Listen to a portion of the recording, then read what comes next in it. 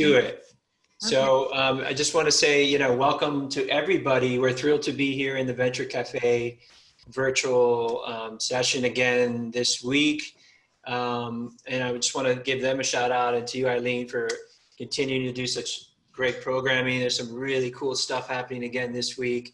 I encourage everybody to check it out, jump into other sessions if you can after ours, or tune in next week to some other ones. But real quick, my name's Eddie Davis. I'm the production manager for MDC Live Arts.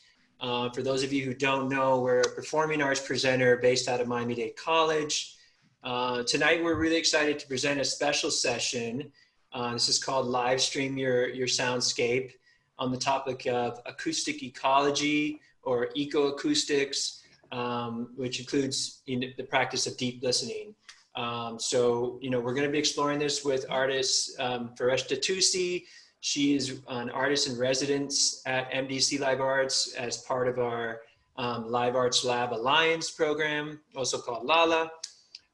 So she's one of the 6 artists that we are commissioning this season and into next season to be exploring issues related to the global climate crisis and ecology in general in their work.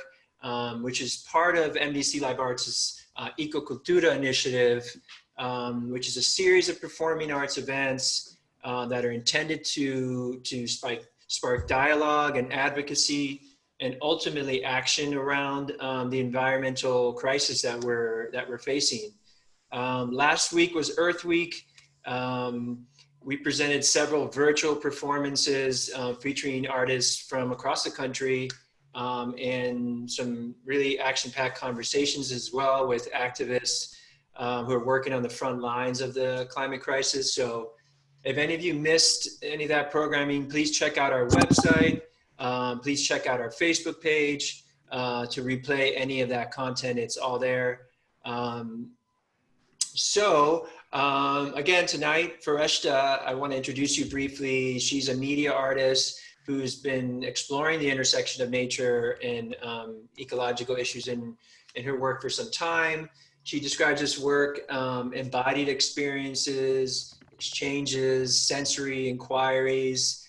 Her work often takes the form of guided journeys accompanied by audio and video recordings. So, you know, we're going to be exploring that tonight. And of course, most of the time, these performances that she calls them take place outdoors in gardens and parks. So without further ado, I want to pass it over to her. I'm just gonna share the screen here. Okay, I think I can share my screen now. Hi everyone, welcome. I'm gonna share some slides and walk you through the plan I have for you today. Thank you to everyone for having me here tonight, and thank you for being here. So let me get this open.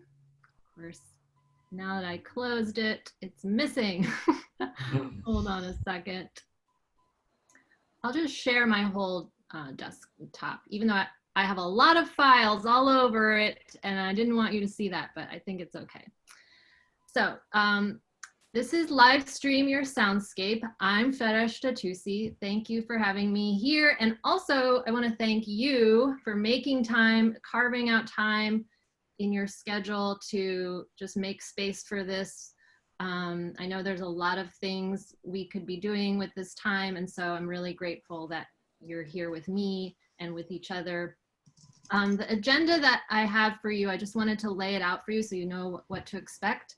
I want to talk about these questions. Where are we? Who are you? Who am I? I have a couple sonic contemplations scheduled, which are in the double parentheses. The first one will happen right after that. And then I want to talk about these different terminology, soundscape, acoustic ecology. Eddie also brought up deep listening.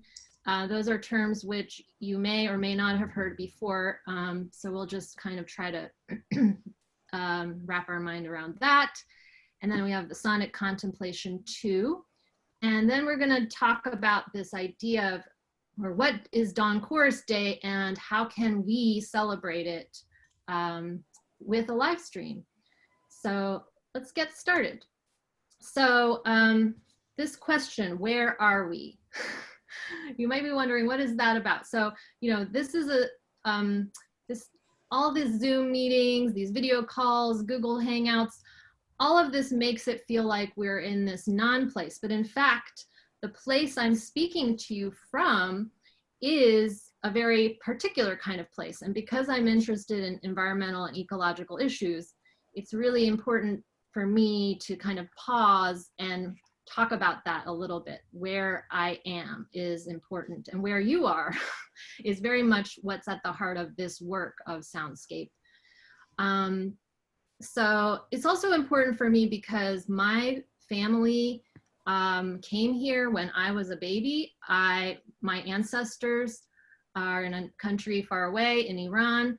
That's where they lived, and so there's this kind of disconnection with the place where I'm from. And I always think about that, like, who are the ancestors of this place where I live, where I work, where my life is. And so the ancestors are myriad, many, and there's so much of a legacy there that I think we have to kind of address before we can do anything else. So this includes people who settled here, just like I settled here, but also some ancestors came here unwillingly, by force, through violence.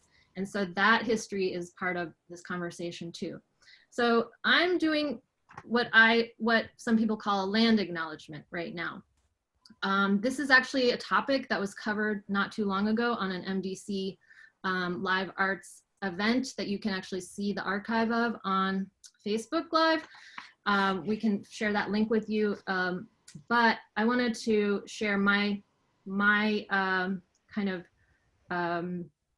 some info that you might want to know about this place. So the place where I'm speaking to you from is the land of the Miccosukee people. And in Greater Florida, we also have the Seminole territories. This land was home to many other nations and tribes with other names, like the Tequesta, for example. And Miami continues to be the home to many indigenous people. So I want to make this territorial acknowledgement to provoke thought and reflection as a way to move forward with reciprocal relations. But I also acknowledge that these words alone can't function as a kind of closure, a resignation, or an acceptance of the structural conditions of settler colonialism, which is what is impacting us today. So I want to open this dialogue up with you all and ask you to join me in continuing this conversation, even beyond this event, because there is a lot of work of healing that we have to do together, and it has to go beyond the words that I'm sharing with you tonight. So next step is, who are you? So I would actually like to ask you to share the chat on Zoom or Facebook Live to answer the following questions. Where do you live? And what are some sounds you often hear in your neighborhood, your home, or your workplace? This is the core of the topic we're discussing today. So I'd really love to hear from you all about that. I'm in the share screen, so I can't see the chat, but I will minimize so that I can see what you write. And maybe we can take a look at some of the answers. So if you don't have the chat, or you're not able to chat in the text box, feel free to unmute yourself and you can chime in through audio, because maybe the chat is not accessible to you. I'm seeing people talking about, oh yeah, I met Darius earlier, who's actually in Winston-Salem, hearing traffic, cars and trucks. Someone is in Hollywood. I just missed the name. It's scrolling by so fast. Okay. Mo is here, great, from Gainesville, hearing birds every morning and moths in the AC. All right. There's another F. Toosi on the line. That's my brother, Fereshteh. He's in Chicago, hearing construction noises, kids playing, branches. I'm not going to be able to read everybody's answers, but I'm hoping that you all are seeing these coming in on the chat there. Let's see, what else? Oh, Naomi's here, cool.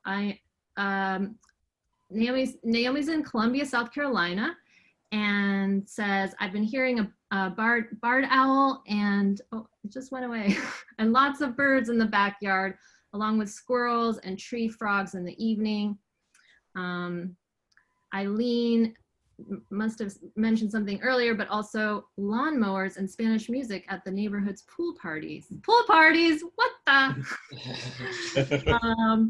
And David is in North Miami by Biscayne Bay. I hear the wind sweeping through the trees. That sounds really nice. I think we're still getting a few answers coming in, because I think also what happens is maybe you see other people having their memory of what they're hearing in their environment, but it might trigger your memories, like to think of other things, because there's so many sounds that are surrounding us. So cool. All right. I think you can still see my screen, right? So I'm going to go back to the full screen view. So thank you for participating, just to kind of hear, see where we're at. Who am I? This was the part where I'd like to just say not too much about myself, because this is me. I am here presenting some of what's important to me already. But as Eddie mentioned, I'm an artist. I'm an educator here in Miami, Florida. I do work in performative ways, but I also use a lot of media and technology in my work. And at the end, I'll give you a link to my website. So if you really want to dig in deeper, you can. But just in the interest of time, because I really want to get to the info I have for you, I might just leave it at that. And if you have some questions, feel free to pose them in the chat if you have questions about me or what I do.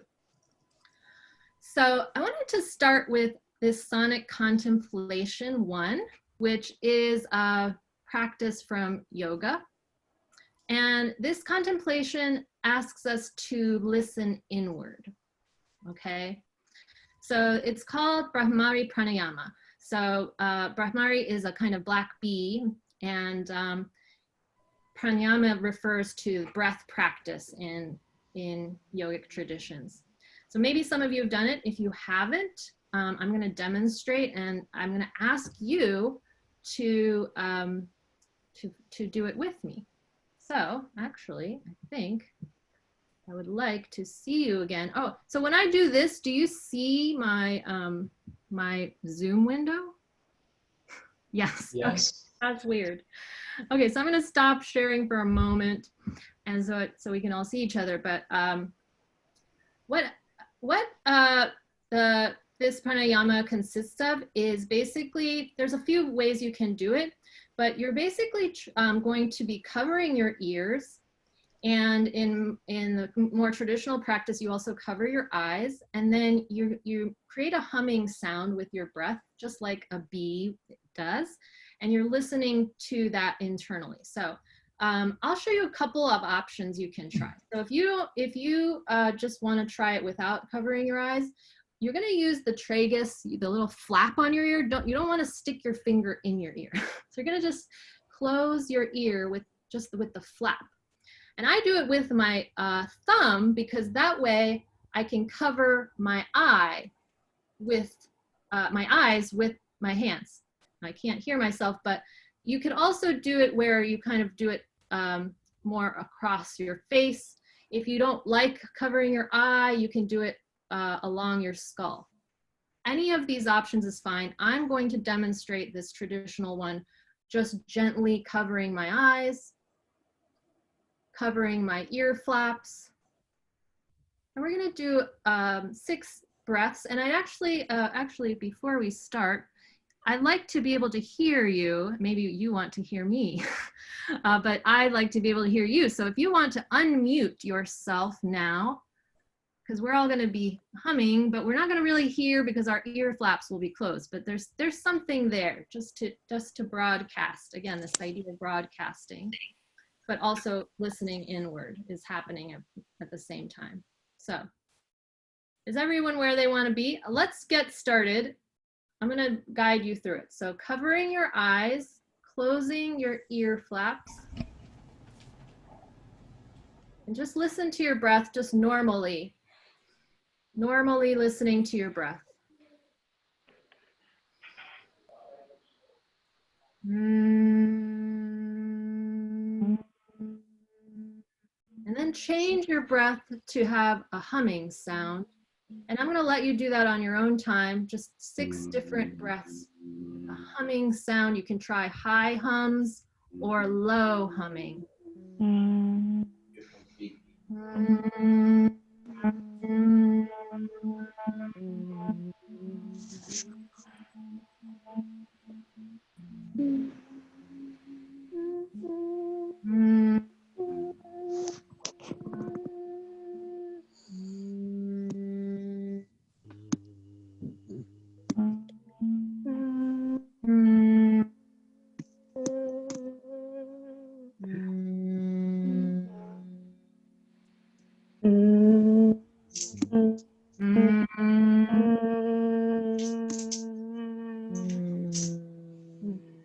Whenever you're ready, 5 or 6, 7 breaths, you stop and kind of bring yourself back to this space. So, yeah, I'm gonna go back to my slideshow here.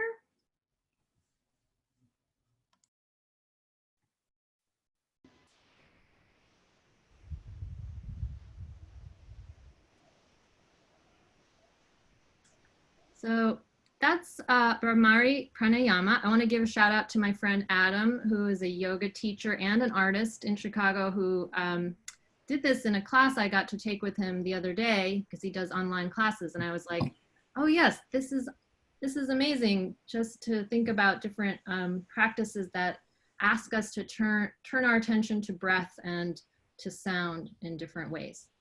So I wanted to move on to talking about soundscape, because soundscape is a little bit different from what we were just doing. In the case of what we were just doing, we were turning our attention to the sounds inward.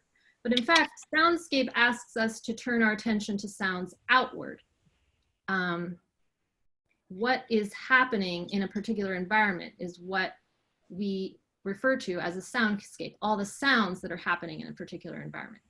It also refers to the sonic and acoustic relationships between human beings and their environment.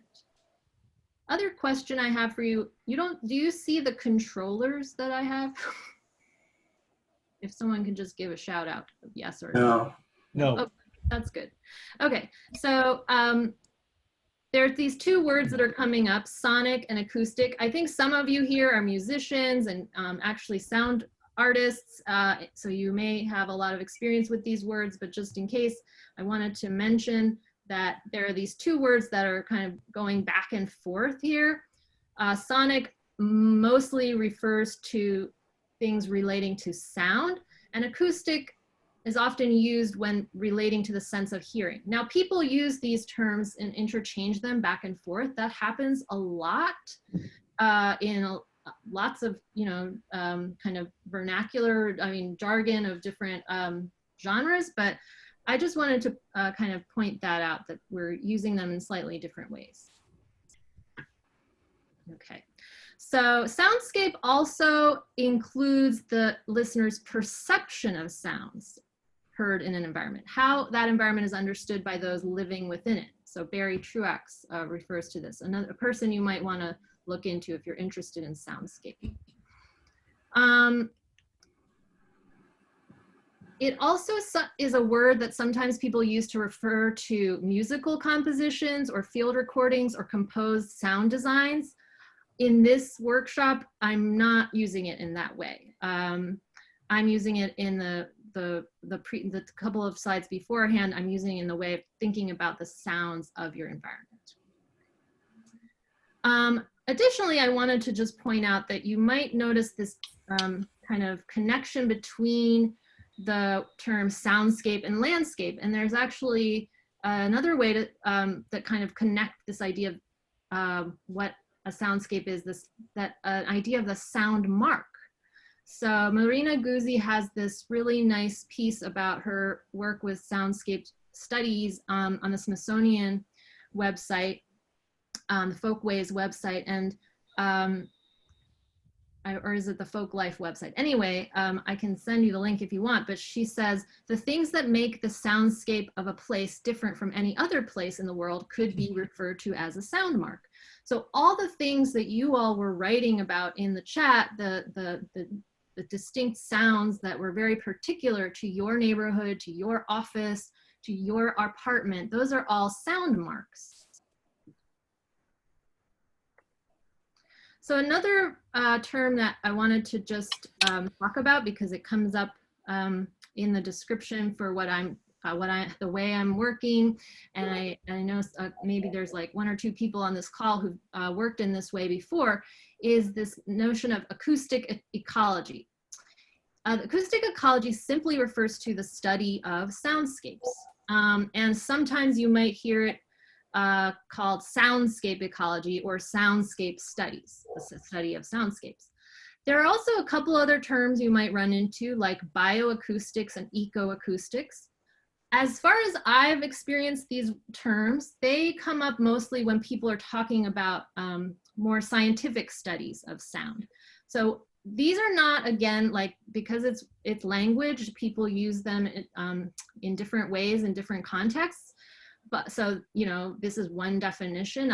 There are probably many different definitions that you could come up with, but bioacoustics is often mentioned when people are talking about a scientific study, recording, and analysis of animal sounds, typically non-human species.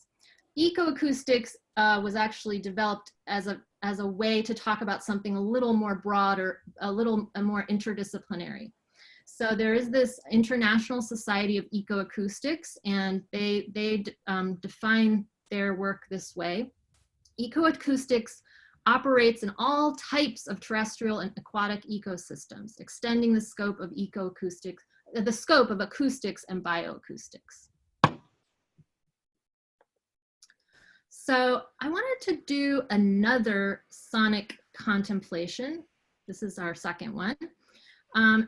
And it's about listening outward. You already kind of shared some more kind of, I guess we could say, like, the typical things that come up when we think about listening with our bodies. But someone brought up, I think Eddie mentioned, or somebody said deep listening, which is a practice that I've mentioned before in some of the ways I've shared my work. It's a term that I know from a composer named Pauline Oliveros. So this practice of the sonic contemplation that we're about to do is actually more in line with Oliveros's notions about deep listening.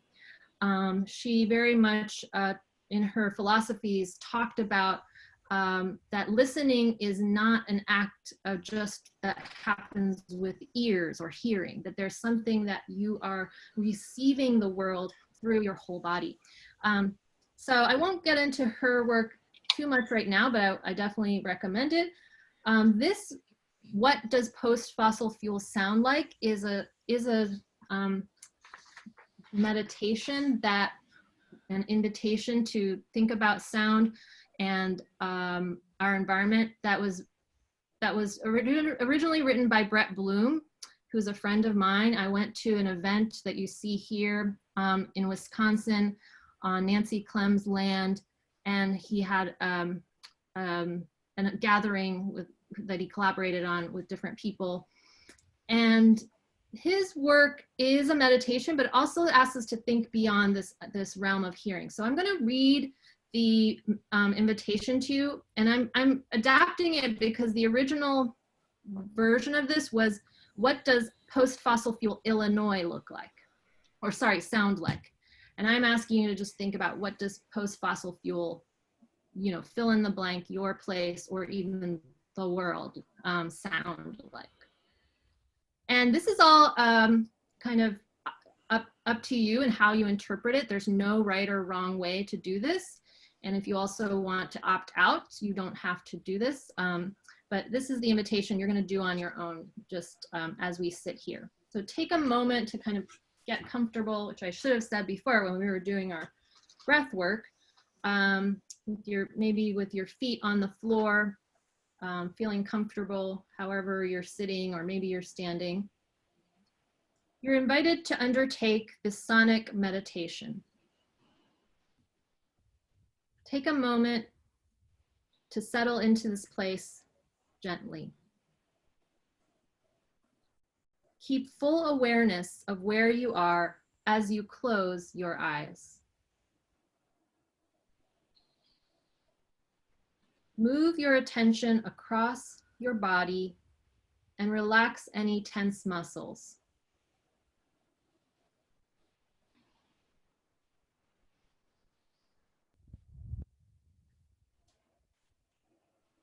Breathe deeply as your body calms and opens to receive sound. Give your attention to everything that is sounding. How do the sounds hit your face, torso, arms, legs, and the back of your neck?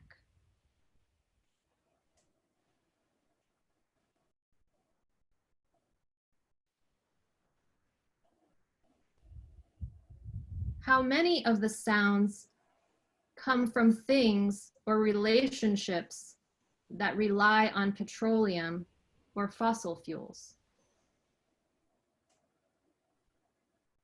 What do they sound like?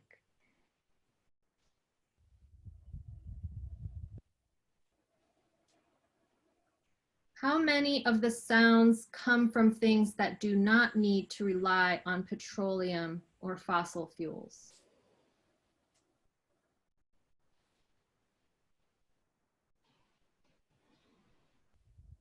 What do they sound like?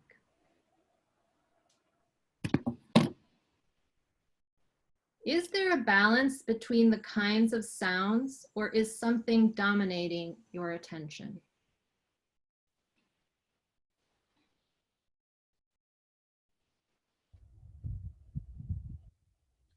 What do the sounds do?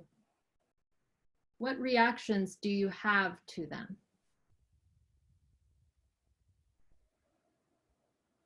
What would it sound like if petroleum and fossil fuels were absent from use in the place where you are sitting? So just to conclude, we did go through this a bit more quickly than I normally would, but the homework for this meditation is to tell someone about what you listened to or write it down. So I'm going to invite you to do that afterwards. Maybe have a conversation with somebody in your life, or in your journal you can write down maybe some things that came up for you with this. You're also welcome to share anything that's kind of feeling very compelling to you in the chat. There's that would be great, but I'm going to keep going to the next slide. Thank you for participating with that one. So this talk was called Livestream Your Soundscapes. We're going to talk a little bit about what we can do. So Eddie mentioned Dawn Chorus Day, and I want to talk about how we can celebrate that. So Dawn Chorus Day, which I didn't mention before as I meant to, is a day that's been celebrated in the first weekend of May. And the idea is to wake up early at sunrise and even before sunrise and listen to the intensified sounds of the world waking up, all the different species, insects, plants, animals, birds, everybody's waking up and there's chatter in the air. So birders might know this because you've probably been up early looking for birds through your binoculars, but we can also do this kind of being in the world with our sense of sound. And so that's what Dawn Chorus Day is. And there's actually a lot you can do by listening, taking in this sound. So I'm just gonna talk about that a little bit. So the way you can do that is there's a couple options actually, but the one that we came here together to talk about is this idea of tuning in to a participating station to listen to the curated broadcast organized by Reveille, which is a collective of audio and sound artists. So basically Reveille is a 24-plus-hour radio broadcast of the sounds of daybreak, co-produced by streamers around the world on Dawn Chorus Day each year. The 7th Reveille broadcast will run from 5 a.m. London time, which is UTC1, on the 2nd of May until 6 a.m. on the 3rd. And it's going to be broadcast live to listeners on over 20 radio stations around the world. So this is a group that's based in London, and that's where the broadcast initiates. So there are 4 options about this listening. So one was what I just talked to you about, that you can tune in to the live stream of audio. So basically the curators start tuning in to different live streams of people from all around the world who have microphones set up. And it moves westward from the Greenwich Meridian, which is in London, from one location to another. And so I think what I'll do now is maybe I won't go to these links. I'll just talk you through a couple of the other options first. Option 2 is that you can actually go to a map and click on different locations at any time of day. I'll show that to you in a moment.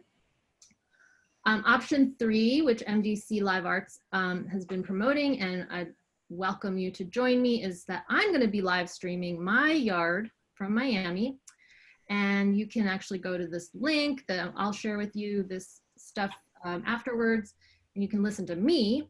Or option 4, which I really love, is the simplest one, which is basically just get up before sunrise and take a walk around your block or your neighborhood, wherever you are. No need to use any technology. Listen to your environment with your entire body. And I say that this one is kind of my favorite because that's really what's at the core of this project, is this idea of spending this time to observe, to notice, to be in place just with ourselves. The media is very cool, but I think if you don't feel like this is for you, like this, at least number 4, I think you can try. So I wanted to show you this map. So I'm going to click on that, and I think it will take me to this website. Actually, I had it open already, so I'm just going to take you there so that we don't wait for that to load. So hopefully you can see my this map, which shows you can see at the top it says Locust Stream Sound Map. Let's go to don't need to see all that stuff. Get a little bigger. Live worldwide open microphones. So any of the dots that you see on this map indicate microphones that are open right now that you could tune into. Fereshteh, we're not seeing the map, just a heads up. You're not? Okay, thank No. you. I'm sorry. I will try that again. So I'm gonna just click out of here and you don't see the map yet, I'm guessing. Do you? No. Okay. I'll try something else. I think I know why. Screen. Let's try this. I had no idea you weren't seeing it. Okay. There you go. There you go. Here we go. So this map, I really zoomed in, but basically you can see the map shows where it's daylight right now, or my internet is very, oh no, really zoomed in too much. But anyway, I'm gonna go to this microphone here. I actually don't know if you'll be able to hear this audio on my computer. Can you hear the audio? Chirping. Yeah. Chirping, yes. Yes. So right now we are listening to this location, and I'm gonna just click on it and see where we are. This is an open window of the backyard shed located in Northgate Blue Rock Springs neighborhood in Vallejo, California. And they kind of have a description. So I'm gonna stop that for now. I hope I said the name of that place right. The people from California, maybe Mo, you can tell me. They're Spanish speakers, perhaps. Vallejo. Okay. So any one of you listening on this call can be one of these dots on this map if you want to. And on Friday night and Saturday morning is when I'm asking you to tune in, I will have a dot on this map as well. But you can see right now, there's nobody right here in Florida. So maybe we can add some more to it. So just going back to our slides here. I'm going to talk to you a little bit about how you can set up a microphone very simply. Step one is basically the most basic thing you want to find out when dawn chorus is happening for you. So your streaming window, or at least like the prime time that this stream is looking to listen to you, is between civil twilight and sunrise. So basically civil twilight means just, you know, because sunrise takes some time. It's not just one moment in time. So you want to start your broadcast just before the sun is already above the horizon. When it's a little bit dark, your eyes are starting to adjust, you can start to see. And you can easily find this information online. So I'm not going to go to any website for that, but you can just Google your location, civil twilight. Of course, you're probably, you know, familiar with seeing the times for sunrise and sunset, but civil twilight is just a little bit before the times that are usually listed for sunrise. So step two, there's several steps that I want to run you through. Is to sign, if you want to make an open microphone on this map, you first need to sign up for a Locus Sonus account online. So I want to make sure you understand that the Locus Sonus is an online map and an app. Okay, so we just looked at this sound map. We just looked at that, and so you can actually set up an account, which I'll show you on my browser, which I just had open here. Sound map. I have an account. Actually, you can make more than one account if you want to do more than one location. I can't remember which one is which, but I'm going to just open in to that. And so I have an account called Driftwood. And it says my account is valid. I've already set this up beforehand, but you would go in, you would make your password, yet another password, and then you want to set up these advanced configurations. So I just clicked on that. And so it allows you to name your location or your stream. And I chose Driftwood because I like this. I like Driftwood as a thing, but also like this idea of drifting, and I do a lot of walking projects. Anyway, you can choose any name you want for your stream. You're gonna tell them if your stream is mobile or if it's stationary. So mine is just streaming from my phone, so it's mobile. So, but if you know that you're only gonna be in one place, you can just put in, you know, for me, it would be Miami, Florida. But I, you know, when I did this last, actually, I was in France. So I just use mobile so that wherever I am, it will update the GPS. You list your name, and then this stuff is actually kind of automated, the server address and server port. One thing I would recommend is you get to choose your audio format.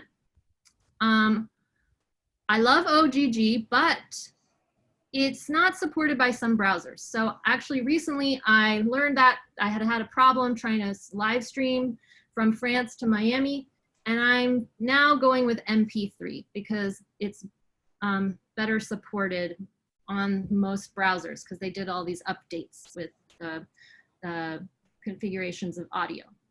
So I chose that. And there's some other information that I'm not going to read all this to you. I'm hoping if you have any additional questions, you can talk to me. But they ask you where you are. I'm in the United States. And they ask you to get your coordinates because they want to know where are you going to be streaming from.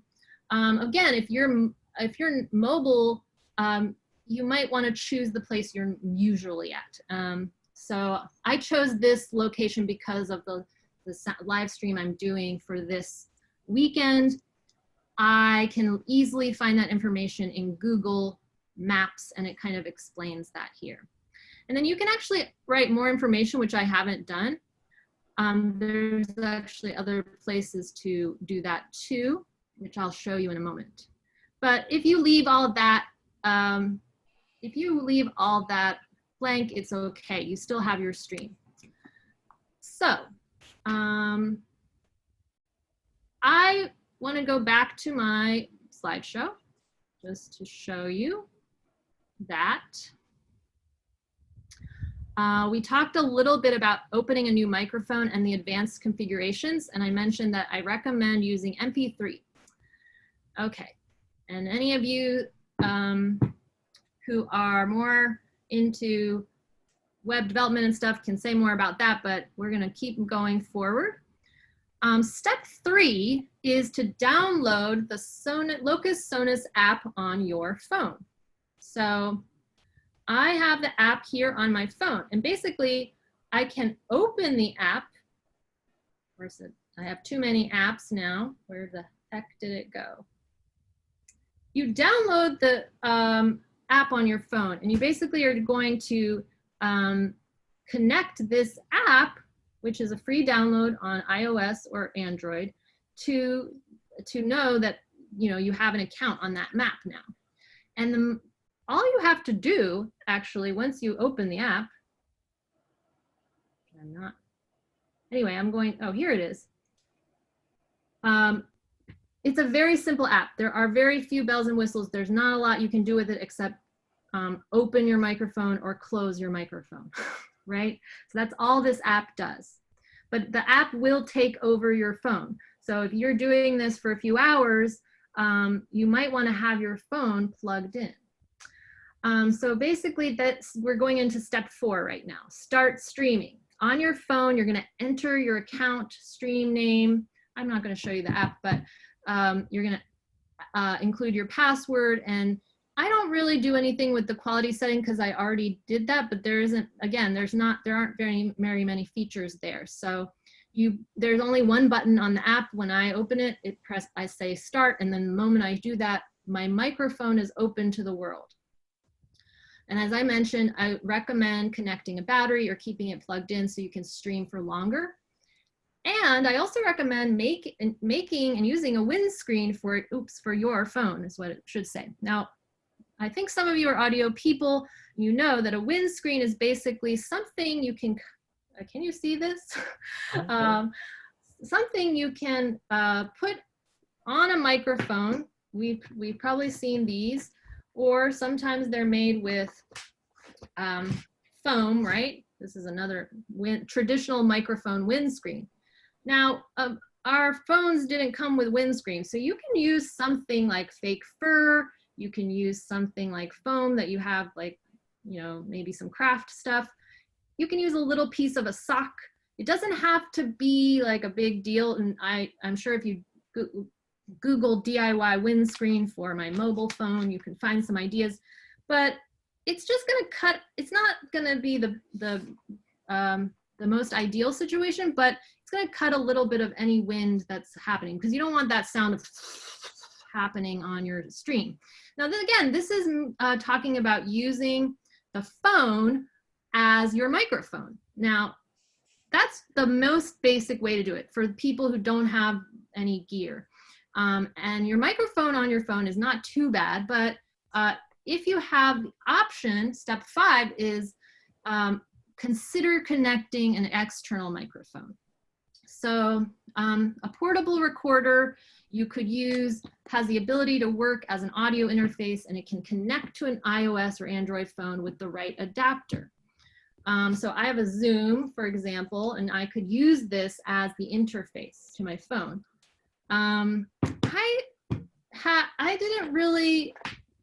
I actually liked being more, I liked having that separate to do other work. So I ended up getting this other thing called iRig Pre, and you can see it has, for the audio people, it has an XLR input, and you can use that, and then it has this connector that actually goes into my phone. Now, what does that mean? It also means I can't charge my phone while I'm doing the sound streaming.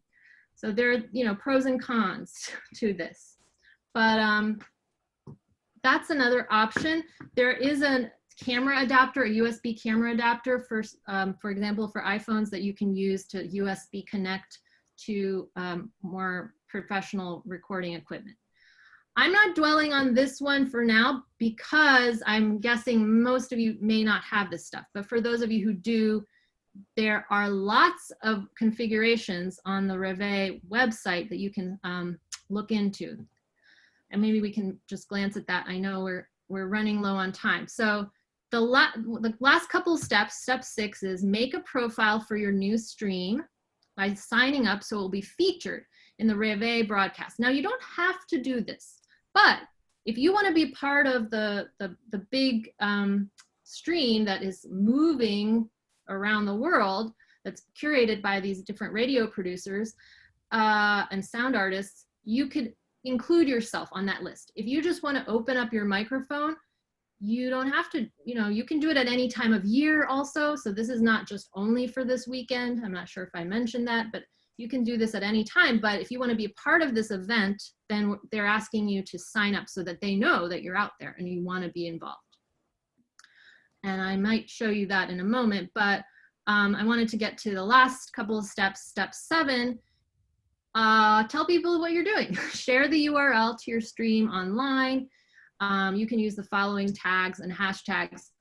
Sound Tent is the organization that kind of started this Reveille project, and they have this awesome website where you can go and find lots more information. Hashtags there. We didn't talk too much about what acoustic commons are, but I'd love to talk about that. Maybe in the Q&A we can address some of that. But that is really my presentation, because I know that we wanted to make sure we had a few moments for Q&A. I'm really so grateful that you were here. I'm also thankful to MDC Live Arts and Venture Cafe for hosting. I'm going to try to get you all these slides with the links in, you know, in an email or something like that, so that because that'll be a more compatible way for you to actually click through them. I kind of went through it a bit quickly, but I hope you understand that all you need is your phone to broadcast, but really all you need is yourself to go out and listen to the world. So let's take some questions. I guess that would be the next step. I'm going to stop sharing my screen. How's everybody doing?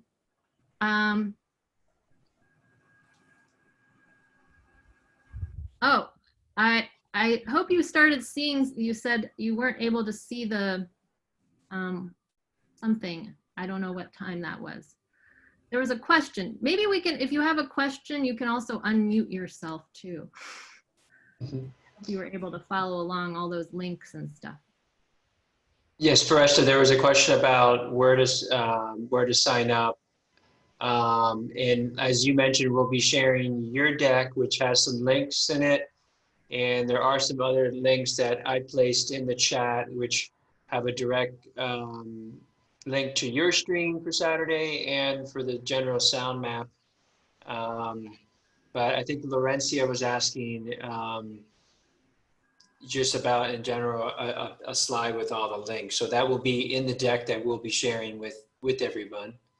Very briefly, I'll just run through a couple of tabs because that way you'll get a sense of it. So I won't get into it too much, but so like this page, which will be in the slides, is a page you can consult if you just simply want to listen in or you want to share it with somebody to tell them about this project.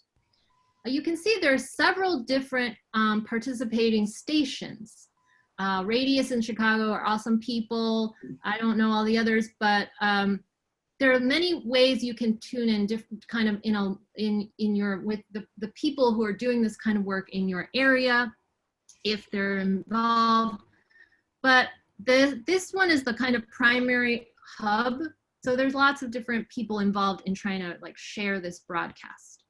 We looked at the sound map, right? But and I had the App Store link open. So now you can kind of see what the app looks like. As I was saying, it basically tells you how long it's been running, start and stop. That's all you get. Oh, and here are the settings that I was telling you I don't remember doing. But when you do settings, yeah, go for the 44. And this is the one that I showed you about setting up the map account. Oh, and this is the one where this is my Reveille stream. So I can actually edit this page, which is I think it was like step 7. When I was telling you, I was setting up my location, telling them what my time zone is. My civil twilight begins at 6:18. So that's when we're kind of expecting that they are going to come and listen in on my broadcast. It's Saturday because I'm in the western, so-called Western Hemisphere, west of Greenwich Meridian. And then sunrise is 6:42. So they're looking through that window. I include my location, latitude, longitude, my name. Then I can say other things. I can say, I'm in a backyard at the end/beginning of Interstate Highway 95 in the Silver Bluff neighborhood next to a Florida power and light station. I can include an image too. So then if I go back, I can actually show you, they create a public URL. So once you create your stream and share it, you actually have this nice little URL to share with anyone that has a kind of isolated player just for you.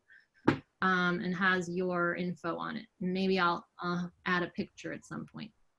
So I'll just stop that for now, but other questions might be coming up, or yeah, and somebody, Carlos shared a URL for daily sunrise, sunset times. There's so many of them now. Mm-hmm. Other thoughts, questions? If you're not following along, I'm really happy to kind of consult with you one-on-one. There are so many layers to this that I do think it took me some time to kind of figure out how all the pieces go together. So I'm happy to talk through it with you, any of you at any time. Any other questions? First, I actually had a quick question for you. Do you anticipate in this, in the COVID world we're living in now that, I mean, you spoke a lot about post-fossil fuel sounds, and, you know, we have to anticipate that, you know, generally there's less fossil fuel derived sounds happening right now, right? So thinking about your stream from last year to this year, do you anticipate there to be quite a difference in the sound quality? Right. Yeah, that's a really good question. It's something that a lot of sound artists, field recorders, people who are interested in acoustic ecology have been discussing on some of the online groups I'm a part of. This change in the soundscape is very dramatic. So I do hear it every day since we've been on the homestay, and I'm sure I'm guessing that many of you have noticed that too. So I'd love to hear from you in the chat about anything you've noticed in the changes in your place. But for sure, my little location here, since I'm near a major intersection with lots of car traffic, that is very diminished, though it's not disappeared. But there also, yeah, I think it would take an aggregate of all that information to think about, like, and that there is some of that scientific work that I referred to earlier, where people are trying to collect enough data to compare different locations or different times. That's not the work that I'm doing, but for sure the soundscape is really different right now. And I guess, I don't know if that's answering your question, but. Sure, yeah, absolutely. I think everyone's probably experiencing that, and it would just be neat to kind of, yeah, to listen to, if there were recordings of this, you know, from last year to this year, how big of a difference that would be. So we have just a few more moments here. You know, I think generally everyone's gotten a lot of information. Again, we'll be sharing the deck that Fereshteh presented. Look out for that in your email in the coming days. Eileen, who's with Venture Cafe, posted a survey in the chat. Please click on that just to provide some more information to them. I just want to remind everyone again that this Saturday is International Dawn Chorus Day, starting at civil daybreak in your time zone, wherever you are. Please participate one way or the other, as she laid out several ways to do so. We'll be posting her link to our Facebook page, so you can, if you want to directly click to her sounds, feel free to do that. And or you can go directly to the sound map and see sounds from around the world. And make sure you tune in next week with us here at Venture Cafe again. We'll be doing a special Mother's Day presentation with another one of our LALA artists. Very much looking forward to that. First, I don't know, anything else you wanted to add before we wrap it up? You're muted. Sorry, I was muted. I'm happy to talk more with anyone who wants to connect. I just want to say that I'm glad you're here, and I love talking about sound with you, so please be in touch. Thanks, everybody. Thank you. That was extraordinary. Thank you for having us. That was great. Thank you. Thanks, everyone. I'll stick around if you want to hang out for a month, like another moment, but we do have to end at some point. So I'll say goodbye to most of you. Any burning questions, let me know. I have a question, I assume this might have to do with the acoustic commons you mentioned briefly. When we're listening to these streams, I imagine they're live streams. Is there any way of downloading the streams, or is there any way that we as artists would be able to use some of that sound into our own work? That's a great question. There's sort of some different camps that I won't get into too much about it, but some people are really into the field recording and to the gathering, and then, you know, over time accumulating like the hours and hours of like continuous data about certain places. Other people are really very much about the live stream as an ephemeral kind of way to check in with different places. There are databases of field recordings, and artists can use some of them, not all of them. But in terms of this Locus Sonus project, the map that we saw, it's very much about the live stream and not recording. Some people are recording their live stream, but I think it becomes, especially some of those microphones you saw, you know, are open 24 hours a day, 7 days a week. They're on all the time. Most of the ones we just saw.